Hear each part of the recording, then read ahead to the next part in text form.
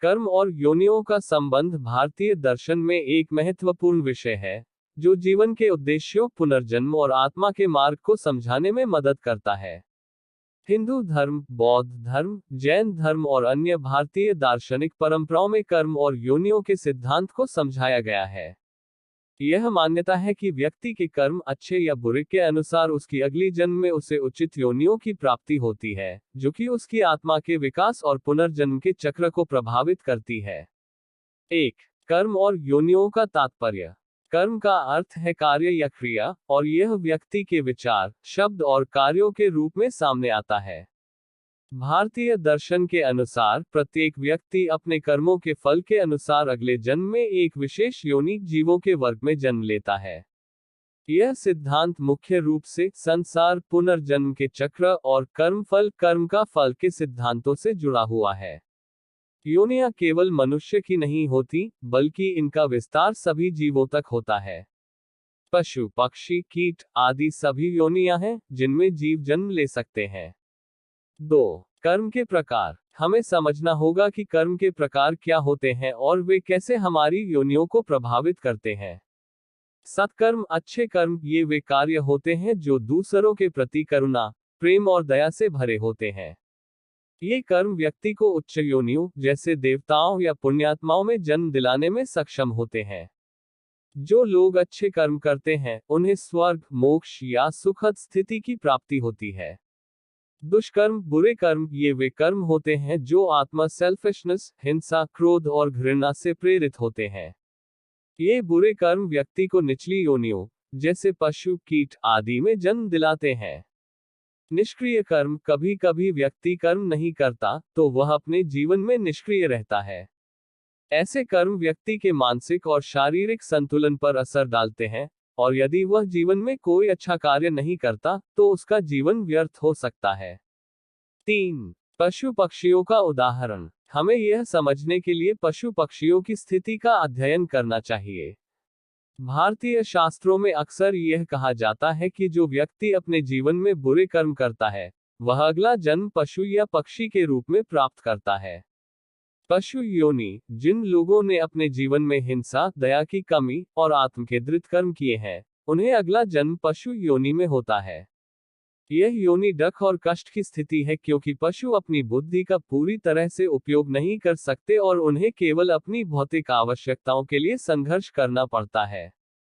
उनके पास अपने कर्मों को सुधारने का अवसर नहीं होता, क्योंकि वे निम्नतर योनियों में जन्म लेते हैं और जीवन के अर्थ को नहीं समझ पाते।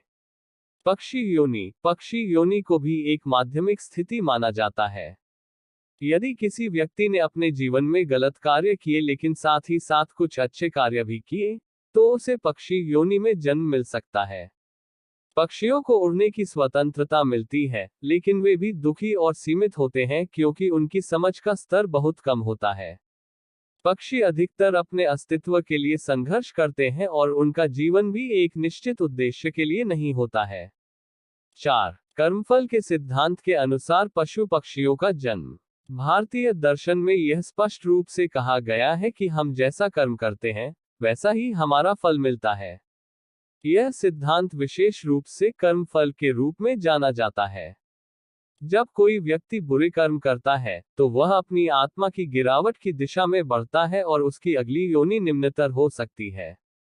हिंसा। यदि कोई व्यक्ति अपनी जिंदगी में हिंसा करता है, तो उसे पशु योनि का सामना करना पड़ सकता है। एक बुरा इंसान, जो जानबूझकर दूसरों को दुख पहुंचाता है, उसके कर्मों का फल पशु जीवन के रूप में सामने आता है, जहां वह अपने दुख और कष्ट के साथ जीता है।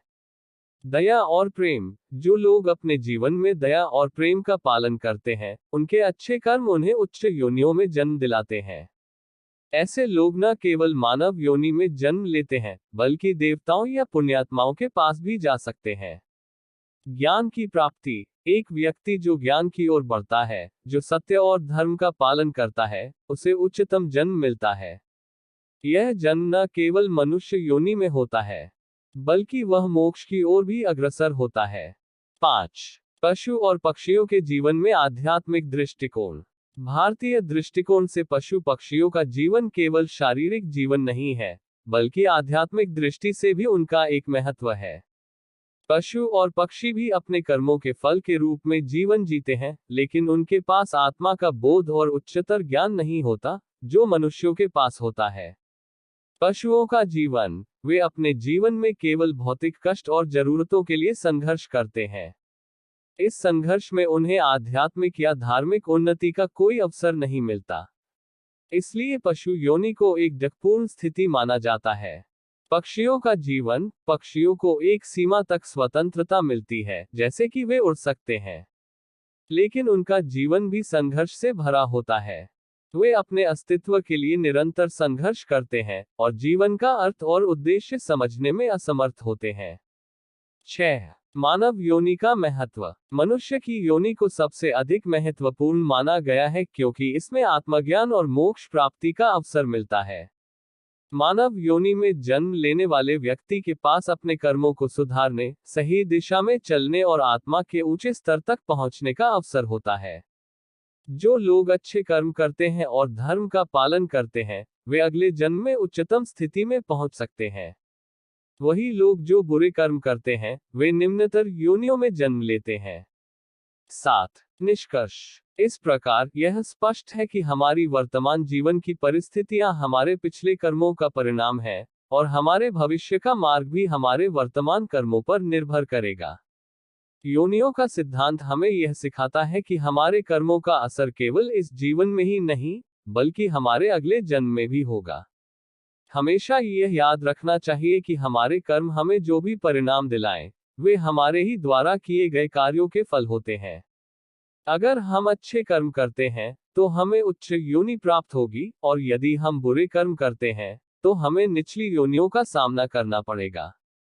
इसलिए हमें हमेशा अपने कर्मों को समझदारी से करना चाहिए और अच्छे कार्यों की ओर अग्रसर होना चाहिए, ताकि हम अपने जीवन और अगले जन्म में सुख और शांति की प्राप्ति कर सकें।